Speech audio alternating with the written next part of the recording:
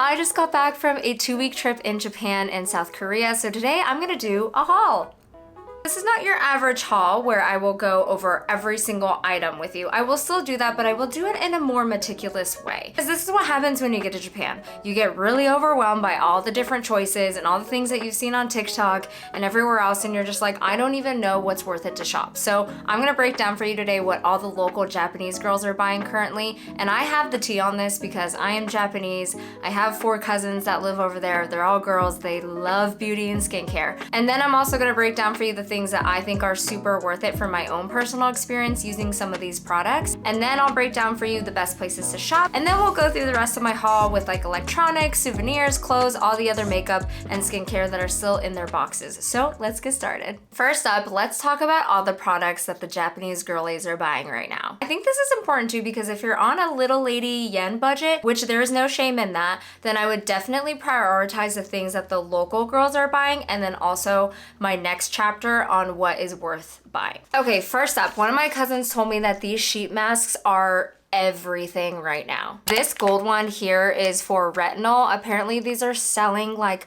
hotcakes right now. And luckily there's some English on here that says that it's retinol, so it shouldn't be too hard to find. And then the second sheet mask that my cousin recommended was this collagen sheet mask. It's based off of a really popular serum in Japan, and again, this is really selling out like crazy. She had a really hard time finding this for me. And unfortunately, I can't read Japanese super well, so I can't tell you like fully what the name of this is. I have an idea, but I don't want to mislead you. And so the best thing to do is just take a screenshot right now.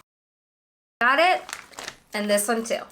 Then the rest of the items in this chapter are all gonna be lip stuff, just because like all the girlies over there are obsessed with lippies right now, so that's mainly what I have here. The first one is essentially a chapstick. What's so cool about this is when you open it, it is white, but then when you put it on, there is a tint to it. So like I have one that I opened already, and you can kind of see it is clear, but you could see on the tip that it's pink. So this goes on like a rosy color. It is awesome. I am obsessed with Japanese chapsticks because they are able to put so much sunscreen in these bad boys and it does not reduce the quality of them. So highly recommend this chapstick right here. This again was really hard to find. A lot of them were sold out when I went. You can buy both of these at any drugstore, the Matsumoto Kiyoshi or the, what's the other one? Sundrug. Next lippy that's really, really popular right now is Lip Monster. So Lip Monster is a huge brand by Kate. When I did my color analysis here in Tokyo, color analyst told me that Lip Monster is really big right now and that my shade for my cool summer tone was gonna be this number 7. And so I got this actually at Cosme, but you could also find this at a drugstore. This one, my cousin is obsessed with this and she just raved about it so much. This brand is Saison. Saison's really big in Japan right now, but what's super popular is their watery lip tint. Very, very much like a gloss. However, after a few hours, it ends up being a stain. I have the shade 5 right now and I just love it so much. I only bought one and I'm very much regretting it, and I wish I bought more in different shades. Okay, moving on to the what is worth it section. These are all products that I've now tried since I've gotten home or when I was there, and I'm obsessed, and they're the ones where I'm like, I wish I bought so much more of them. The first one, if you know, you know, it is that vitamin C, the Milano vitamin C serum. So there's 2 different types. This is a premium type, and then there's another regular type. This one was actually behind like a glass. I only bought 2 and I wish I bought like at least 5 because I'm going through them so fast. This goes on like it's not on my skin. I've been buying these since I was a teenager when I went to Japan, and these are blotting papers and they give you a lot. There's like 100 sheets in here. I ran out of brow gel when I was in Japan, so I picked up some brow gel and I was so obsessed that I bought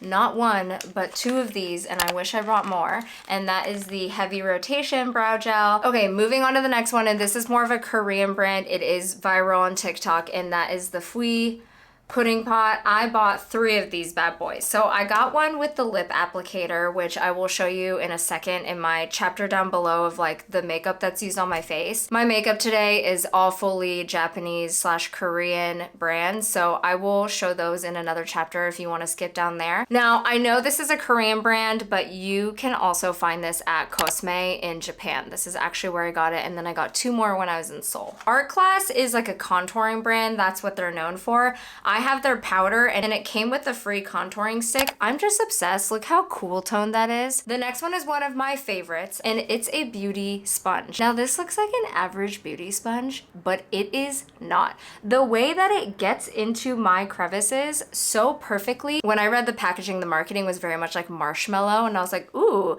And I put it on and I was like, okay, marshmallow. Like I felt it. This one also, if you have a tight budget, worth it, worth it, worth it. I'm gonna move on now to the makeup that I currently have on. It's mostly Japanese, so I'm gonna go over some products that I have currently. For my base, I am using the Fui Cushion Powder in the shade 2 Nude Glass. One of the colors Wavy. This is the applicator. You open it and it's like this rubber angled situation. So I put it in the middle of my cheeks. I also applied some on my outer eyes here and some on my lip. Please get this. It is just so fun. It's so fun to use. On top of that, for powder blush, I'm using Addiction Tokyo's blush. This is also another thing that my color analyst had me get. But also when I went to Cosme, all the Japanese girls were in this brand section. And the shade that I'm wearing is Rose Latte. I've actually been using Can Make since I was like an adolescent going to Japan. And I haven't used it in a while. It's kind of nostalgic. So I got a Can Make little contouring thing here. I actually use this as a way to create an agisol down on my eyes here. So I use that today as well. I'm also using this eyeshadow palette here. Today I use this shade and I also use this other purple shade as well. So I put that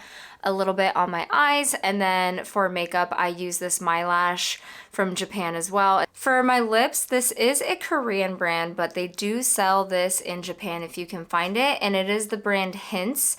I am wearing the Raw Grape Jelly tint. Basically it is a gloss. However, it feels like it could be a stain, so I'm wearing it right now. It goes on so smoothly. Like, I just love how soft it is. It's not too sticky. Okay, so let's go through sunscreen real quick. I got Ali sunscreen. I haven't tried this one before, but I've been wanting to. Biore is a classic, so I got me a Biore sunscreen as well as a Nivea sunscreen. Nivea there also hits different. It is not the same Nivea that we have here in the States, so all of this stuff I've heard goes really well on your skin. This is me being easily influenced, so I also got the rice masks from Japan. Everyone was buying these like crazy, so I just bought into the hype and we'll see if it's good. I have not tried it yet, so we'll see. Got a couple mascaras. I got the Can Make mascara and I also got this D-Up mascara that seemed to be very popular, so I'm gonna try both of these and see how they work. Something that's pretty popular too is the Lash Jelly Drops from Mallorca, whatever, I don't know. And it's basically a lash serum that you put on anytime, like day or night. I put this on before bed. So far so good. I can't say that my lashes has become lusciously long or anything, but I am excited to see if there's going to be any results. Okay, this one I'm very, very excited about, which is a brow tint. So basically what you can do is you can apply a brow tint and peel it off, and hopefully it like applies color to your brows. So I'm very, very excited to start using this. Moving on to stationery items. So I got most of this stuff at Loft, and this is to hold your book open. I don't know, I've heard good things, so we shall see. Essentially it's like used like that, if you can see it. Another thing I got are these cute little stickers. I got a pug calendar. So cute. All the months are like different pugs. Oh my gosh. So very excited for that. Other like little tchotchke like stationery-esque things. For my desk, I got these coasters from Pensta. One other thing that I got is this cute little keychain here. It's a pug. I mean, hello. Obviously, if you don't know by now, I have a pug.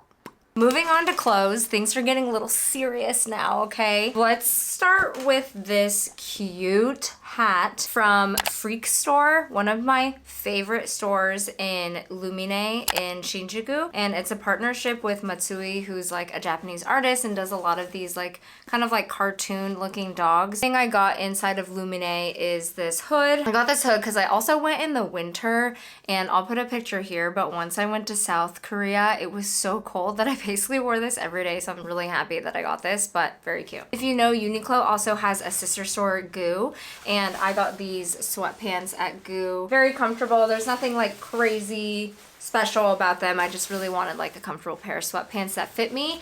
If you are a petite lady like I am, highly recommend focusing on getting pants in Japan and Korea because they actually fit our legs. Like the fact that they don't drag on the ground and I can get a medium or a small and not have to worry about it getting hemmed is like literally a godsend. At Freak store where I got that hat, I also got these slippers. These are called Subu slippers and I don't know, they just look so cool. I saw a girl wearing them and I was like, I must have. I also highly recommend going to Mousy, which is a women's clothing store, and I got a sweatshirt. Echoes of the Past, Treasured Memories. On the back, there's all these different types of beloved tokens. Okay, finally, I have these pants that I got at Shibuya 109. They're like asymmetric at the bottom. Hello. They're just so cute. I love these and they're kind of wide-legged. And then I also got this sweater at 109 as well. Okay, moving on to electronics. I have my eye on some hair removal products. I ended up getting like the cheaper, more affordable version, and that is this Big Daddy right here. It is not the cutest looking thing, but it's very simple. Click on power and you can select different levels between 1, 3, 4, 5, and you can basically flash. It's not exactly a laser, more so a IPL light that you can do at home. I'm doing a little bit of an experiment where I'm doing only my right leg. I'm gonna see if it makes a difference with my left. So if anyone's curious, I will try and make an update. But this is probably like one of my bigger purchases that I made. I think it was around 400 USD. And you can find this at Yodobashi Camera. You can find this at Big Camera. And you just go up to the beauty floor and you ask for yamen. There's a salesperson, there's a section dedicated for that. So I'm very excited to see if this works out because I don't want to go to any more hair removal sessions by laser. It'd be so much cooler to do this at home. A couple more electronics-ish type things is one thing is I got an AirPod case, so cute. It was just so cute and I, you know, why not? Got a keyring charm as well that I'm gonna put on my phone. Essentially, I saw so many Japanese girls put these rings on their phones and then what you do is you attach this ring to it. So I just need to stick this on my phone. I haven't done it yet. Let's move on to souvenirs. When this video comes out, Christmas will be done, so no one will be spoiled by their Christmas present. But one thing that I got was for my mother-in-law. She collects a lot of Starbucks mugs, so I had to get the famous Japan mug. We have another Christmas gift is a knife. I'm obviously not gonna open this and start ninjaing the place, but we went to Tsukiji Market and we got a knife. I know Tsukiji can be a little cheesy. It can be a little bit touristy, but trust me, being Japanese, there are stores out there that have existed there for years and years before that place had even blown up. And unfortunately, I don't really remember the name where I got this, and I'm sure it's on here somewhere, but I will just say from one Japanese person to whoever you are as a tip, just find a very old Japanese man making knives. Another souvenir I got for a couple of people are these sleeping patches. So what you do is you take a sticker and you put them on your pillow. You can select different types of smells. I picked lavender here, and you can put this on your pillowcase, your PJs. They even say like while you're on the train, so I'm not really sure what that means.